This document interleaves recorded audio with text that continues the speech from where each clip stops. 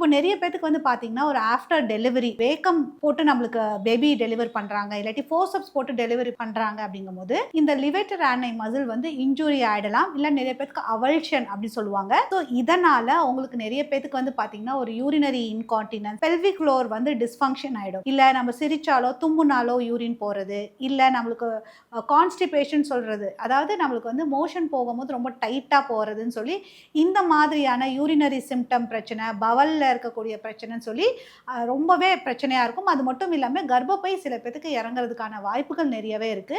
So அவங்களுக்கு decreased libido இருக்கலாம், ஒரு சென்சேஷன் டிக்ரீஸ்டா இருக்கலாம், ஒரு ஃப்ரிக்ஷன் டிக்ரீஸ்டா இருக்கிறதுனால அவங்களுடைய செக்ஷுவல் லைஃபுமே அந்த அளவுக்கு சாட்டிஸ்ஃபைடா இருக்காது. ஸோ இந்த மாதிரியான ரீசன்ஸ்க்காக நிறைய பேர் வந்து வெஜினல் டைட்டனிங் சர்ஜரி வந்து ஆப்ட் பண்ணுவாங்க. வெஜினல் ஓப்பனிங், அதாவது அந்த இன்ட்ராய்டஸை மட்டும் நம்ம சரி பண்ணக்கூடாது. நம்ம ஃபுல் லென்த்துக்குமே நம்ம வந்து அந்த டைட்டனிங் கொடுத்தா மட்டும்தான் பேஷண்ட்க்கு வந்து அந்த அளவுக்கு சாட்டிஸ்ஃபேக்ஷன் இருக்கும். ஸோ 3 ஃபிங்கர்ஸ் லூஸ், இல்ல நமக்கு 4 ஃபிங்கர்ஸ் லூஸே இருக்கும். ஸோ அந்த அளவுக்கு வைடா இருக்கும்போது நம்ம ஒரு ஃபுல் லென்த் வெஜினல் டைட்டனிங் கொடுக்கணும். அது மட்டும் இல்லாம அந்த இன்ட்ராய்டஸுமே அவங்களுக்கு நிறைய பேருக்கு வைடா இருக்கிறதுனால அது பேர் நம்ம பெரினியோபிளாஸ்டின்னு சொல்லுவோம். ஸோ அதுவுமே நம்ம வந்து அந்த சர்க்கம்ஃபரன்ஸ், டயாமீட்டர் எல்லாமே அதையுமே நம்ம கம்மி பண்ண வேண்டியது இருக்கும்.